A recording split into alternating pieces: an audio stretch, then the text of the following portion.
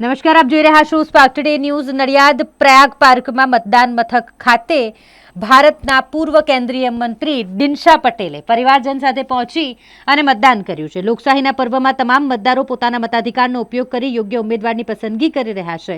ત્યારે પૂર્વ કેન્દ્રીય મંત્રી દિનશા પટેલ પણ પહોંચ્યા પરિવાર સાથે અને તેમણે પણ મતદાન કર્યું છે। અન્ય લોકોને પણ નાગરિકોને મતદાન કરવા માટે અપીલ કરી છે। દેશમાં વિકાસની સાથે પરિવર્તનની જરૂર છે તેવું પૂર્વ કેન્દ્રીય મંત્રી દિનશા પટેલે કહ્યું। જી સાહેબ, આજે લોકશાહીનું પર્વ છે। જી હાજી, ખરેખર લોકશાહીનું પર્વ છે।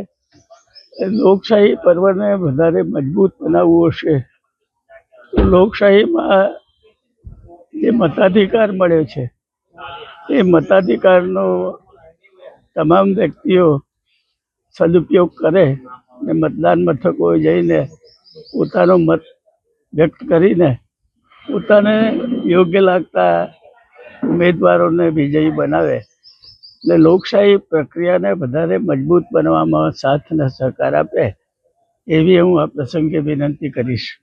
આજે નડિયાદ નગરપાલિકા અને નડિયાદ મહાનગરપાલિકાનું પણ ઇલેક્શન છે। સામાન્ય રીતે હું જોતો હોઉં છું કે વર્ષોથી હું મતદાન કરતો આવ્યો છું, લગભગ 50 વર્ષથી વિવિધ એમાં ઇલેક્શનોમાં મેં મતદાન કર્યું છે। પણ આજે મતદાનની અંદર મને એવું લાગે છે કે લોકોને બહુ ઉત્સાહ હોય એવું દેખાતું નથી।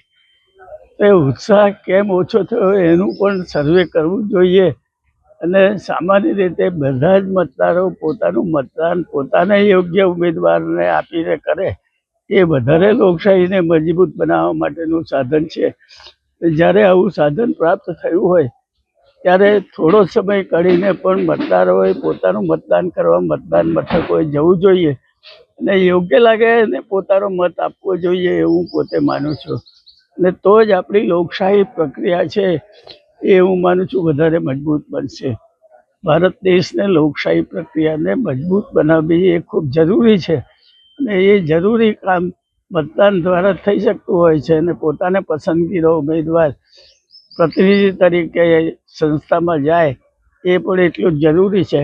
અને પ્રજાકીય કામો જે ખરેખર નાના માણસોના અગર જરૂરીમંદ માણસો છે એવા માણસોના કામની અંદર એ પોતે હિસ્સો લે અને સારી રીતે પોતાની જવાબદારી નિભાવે એવી પણ હું વિનંતી કરું છું। એટલે સૌને પ્રાર્થના કરું છું કે સૌ મતદાર પોતાનું મતદાન મથકોએ જઈને મતદાન કરે અને પોતાને યોગ્ય લાગે એ ઉમેદવારને વિજયી બનાવવામાં સાથ અને સહકાર આપે એવી સૌને પ્રાર્થના અને વિનંતી કરું છું।